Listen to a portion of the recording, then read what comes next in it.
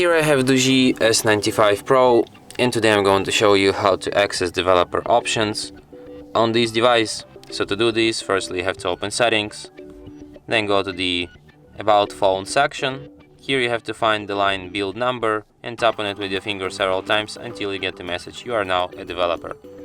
And now you can find these developers options in system section, advanced, and here they are.